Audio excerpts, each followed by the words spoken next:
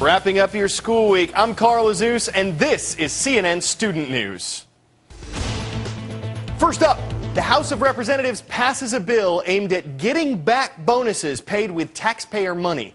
This legislation would tax 90% of bonus payments for employees with incomes over $250,000, and that's if their companies got more than $5 billion in government bailout funds.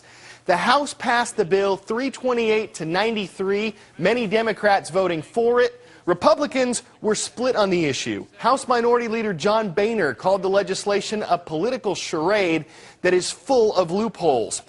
Now, if you were with us yesterday, you know that a new CNN poll shows that unemployment is the biggest concern for Americans these days. Last week, 646,000 people filed first-time unemployment claims. And one expert thinks this statistic is just going to keep going up through next year. Jason Carroll examines the impact of this trend on some younger members of the workforce. Less than a week ago, Mark Staniford was busy at work as a market researcher. That was then. They cut about 90 people, and I was one of them. At 27 years old, he found himself jobless and with few options. With severance, I have about a month of that, and then I'm planning to be on unemployment after that. Tori Pagos may be joining him very soon. I'd like to get a job, but I'm sure you're aware it's not easy. The 23-year-old had just started a career in merchandising at Macy's, a career that may be stalled. In February, the company laid off 7,000 employees, and my job was eliminated.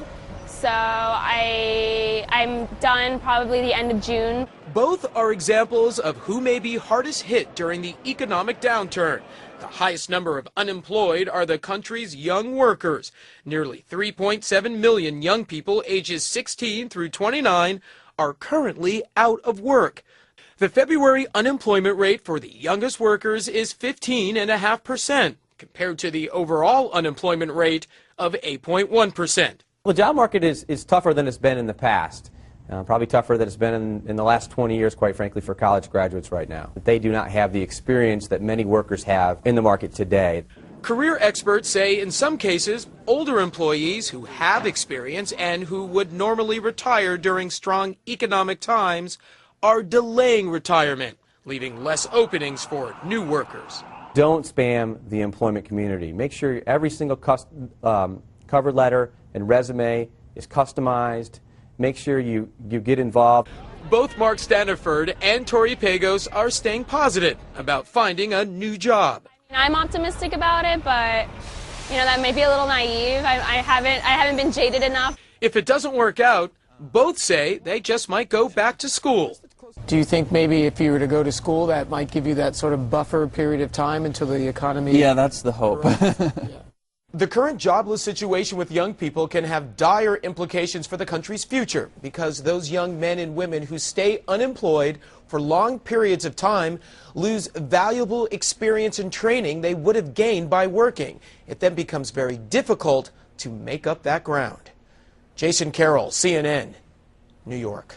So, one unemployment solution for young workers: make your own job. That is what Trent suggested on our blog, and it's exactly what Ben Lewis did.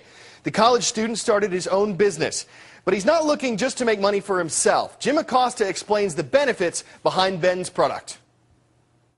For every bottle you buy, you're giving 10 cents. He looks like an intern, pitching the latest product from corporate America. I'm Ben, nice to meet you. But Ben Lewis is selling his own brand of bottled water that doesn't come in different flavors. It comes in different causes. Our whole selling point is it's not about the water, it's about a movement. A dime from each bottle of Give goes to charity. Orange helps the fight against muscular disorders. Pink is for breast cancer research. Green goes to the environment. Blue, children with AIDS. Did we mention Ben is still a sophomore in college at Penn? How did that happen? We started making deliveries out of the back of my car with a few good friends of mine, and it really just expanded.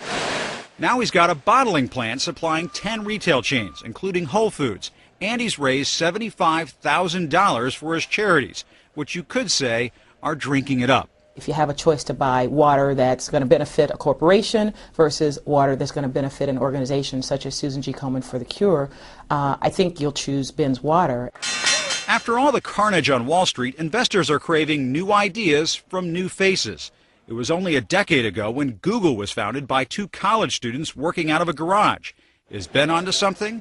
His roommate Greg thinks so. We need more Google guys. We need more, Facebook guys. We need more Bens. And hopefully, America will still be at the top of its game. But Ben's got a ways to go. He only has 4 employees and has yet to turn a profit. There's a little extra in there for pizza money, that sort of thing? Hopefully at the end of the day, yeah. Ben Lewis remembers how he started out selling lemonade, so he knows what to do when the economy hands you lemons. I think it's a great time for an entrepreneur to start a business. I think if you have a good idea and the passion and a unique concept and really the energy behind it, it's, the economy doesn't... You can make it happen. You can make it happen. You've seen how we use blog comments on our show. We want your ideas in an iReport. We are looking for suggestions on how to stand out when you're trying to get a summer job. You can find out how to submit your iReports at cnnstudentnews.com. And just to sweeten the deal, this is cool. The first iReport that we use on CNN Student News, we are going to dedicate our next shout out to that person's class. Today's shout-out goes out to Miss Viggs and Mr. Campbell's classes at Glen Burnie High School in Glen Burnie, Maryland. Match the following female leaders with the countries they lead. A. Angela Merkel. B. Ellen Johnson Sirleaf. C. Tarja Halonen. And the countries: Liberia, Finland, Germany. We'll give you 5 seconds. Go.